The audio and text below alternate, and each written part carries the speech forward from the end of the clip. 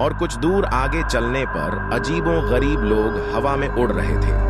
उनके हाथों में हल और सड़क में काम आने वाले औजार थे, जिसके बाद सुरेश को लगा कि शायद उसे ढाबे मालिक की बात मान लेनी चाहिए थी। सुरेश ने गाड़ी पीछे की, लेकिन सुरेश को लगा जैसे किसी ने उसको गाड़ी पकड़ ली हो। उसने गाड़ी और स्पीड से चलानी शुरू कर दी। 10-12 किलोमीटर बाद उसने बगल में ढाबा देखा। काफी चहल पहल थी, वहां बहुत सारे लोग थे। ऐसा लग नहीं रहा था कि यह भूतिया ढाबा होगा। सुरेश ने गाड़ी रोकी और वहां ढाबे में गया। उसके अंदर जाते ही तुरंत ही दरवाजा अपने आप बंद हो गया। बत्ती बंद हो गई। किसी ने फोन टॉर्च ऑन किया और फिर सुरेश ने जो देखा वह हैरान करने वाला था। सुरेश ने देखा कि कमरे में बहुत सारे लोग उड़ रहे हैं। उसके केंद्र में एक लड़की और उसके माता पिता हैं और आसपास कुछ लड़के हैं जिनको लड़की चाकू मार रही है। मगर यह देखकर ना जाने सुरेश डरा क्यों नहीं। उसने मोबाइल में सब रिकॉर्ड करना चाहा। तभी पीछे से उसके सिर में किसी ने तेजी से मार दिया।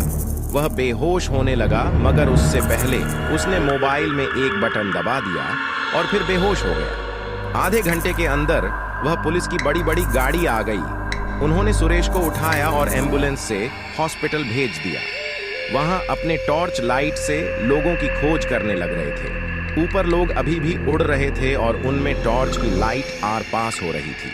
इतनी देर में किसी पुलिस वाले को लाइट बटन मिल गया। उसने तुरंत पुलिस लाइट चालू कर दी। सारे भूत गायब हो गए। कमरे के बीच में एक 3D प्रोजेक्टर पड़ा था।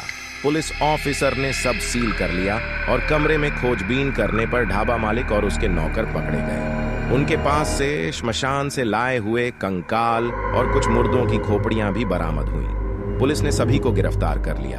अगले दिन हॉस्पिटल में सुरेश को मीडिया वालों के कैमरे ने घेर रखा था। एक पत्रकार ने सवाल किया, पत्रकार सर, आपको कैसे पता चला कि भूतिया ढाबा के नाम पर स्कैम चल रहा है? आपने कैसे इसका पर्दाफाश किया?